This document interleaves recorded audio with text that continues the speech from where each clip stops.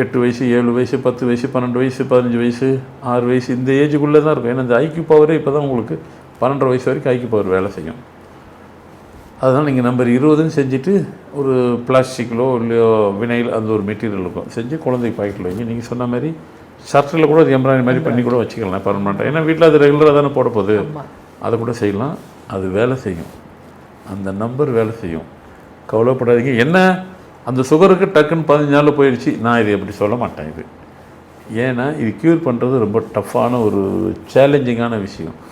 ஆனால் இது வைக்கும்போது கொஞ்சம் நாள் பிடிக்கும், டைம் எடுக்கும், அவசரம் இல்லை. ஏன்னா உங்களுக்கு சொல்யூஷன் தான் தேவைப்படுது. அதனால் நீங்கள் வைங்க கொஞ்சம் கொஞ்சமாக டே பை டே. ஸோ அப்படியே வரும்போது ஒரு 3 மாதம் ஆயிடுச்சு, வார்த்தைகள் கூடும்.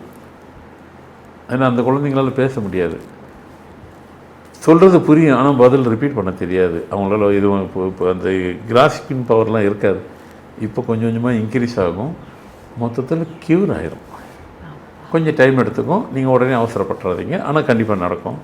ஸோ இது அந்த மாதிரி குழந்தைங்களுக்கும் இதுக்கு ஒரு ட்ரீட்மெண்ட் மாதிரி கொடுக்கப்படுகிறது. வெறும் நம்பர் அதுக்கு இப்படி வேலை செய்தா எஸ் செய்யும். யாருக்கு வேணும் தேவைப்பட்டுச்சாலும் நீங்களும் உங்களை இந்த மாதிரி நம்பர் கொடுத்து பயன்படுத்தி கொள்ளலாம். நிச்சயமா சார். அதாவது நோயற்ற வாழ்வே குறைவற்ற செல்வம் அப்படின்னு சொல்லுவாங்க சார். நீங்க இது ஒரு மிகப்பெரிய மிராக்கல் அப்படின்னு தான் சொல்லணும். ஏன்னா எவ்வளவோ ட்ரீட்மெண்ட்ஸ், எவ்வளவோ மருந்து மாத்திரைகள், அது கொடுக்கக்கூடிய சைடு எஃபெக்ட்ஸ் அப்படின்னு பார்க்கும்போதும் எண்ணில் அடங்காமல் இருக்கு இல்லைங்களா. இதெல்லாம் எதுவுமே இல்லாம சிம்பிளா நம்பர் எழுதுங்க, இது பார்க்க தான் ரொம்ப எளிமையா இருக்கு, அது கொடுக்கக்கூடிய ரிசல்ட் அப்படிங்கிறது மிகவும் வலிமையாக இருக்கும் அப்படின்னு மிகவும் பயனுள்ள விளக்கங்கள் எங்களுக்காகவே பகிர்ந்துட்டீங்க சார். ஆனா மெடிக்கல் நியூமராலஜி அப்படிங்கும்போது இன்னும் நிறைய கேள்விகள் தோணுது.